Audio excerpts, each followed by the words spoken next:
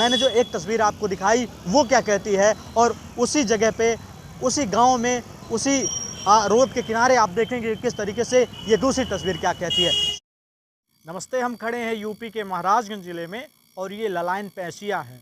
हमारे पीछे आप देखिए कि ये एक सामुदायिक केंद्र है जो कि हर गांव में बनाया गया है। फिलहाल यहाँ पे भी इसे काफ़ी शानदार तरीके से निर्माण कराया गया है। निर्माण कराने में कहीं कोई कमी नहीं है, लेकिन जिस पर्पज़ से ये निर्माण कराया गया है उसमें क्या कमी है, आइए आपको दिखाते हैं। देखिए, आप यहाँ देख रहे हैं कि इसको बनाया गया है। इसमें आपको दिखेगा कि 3 तरीके की कूड़े की जो है वो बात की गई है। ये पैसियाँ ललाइन में है, विकास खंड लक्ष्मीपुर के अंतर्गत ये आता है। फिलहाल आप देखिए कि यहाँ पे लॉक लगा हुआ है, यहाँ ताला लगा हुआ है। न जाने क्यों लगा है।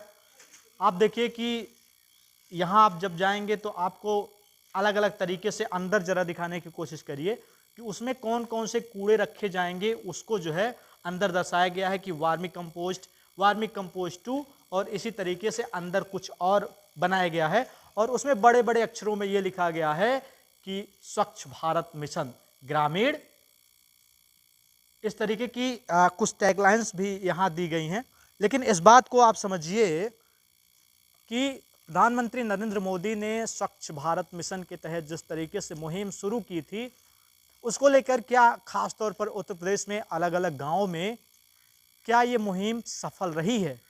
ये तस्वीर देख के ये लगता है कि केवल कागजों पर और बड़े बड़े स्लोगन्स में ये बात कह दी जाती है कि स्वच्छ भारत, एक कदम स्वच्छता की ओर।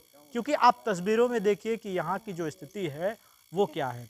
अब आप समझिए कि यहाँ कूड़ा होना चाहिए, वहाँ कूड़ा नहीं है, तो कूड़ा है कहाँ।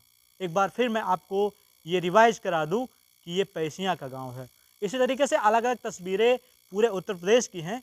हम आपको एक तस्वीर दिखा रहे हैं। फिलहाल हम कोशिश करेंगे किसी और दिन कहीं और की स्थिति दिखाने की, लेकिन आज फिलहाल आप यहाँ की स्थिति देखिए कि यहाँ स्थिति ये है। अब हम आपको यहाँ से जाने के बाद दूसरे शॉट्स में दिखाएंगे कि आखिर कूड़ा पैसियाँ का है कहाँ और लोग परेशान कहाँ हैं। हम पूछ रहे थे कि कचरा आखिर गया कहाँ, तो कचरा आप देखिए कि यहाँ है।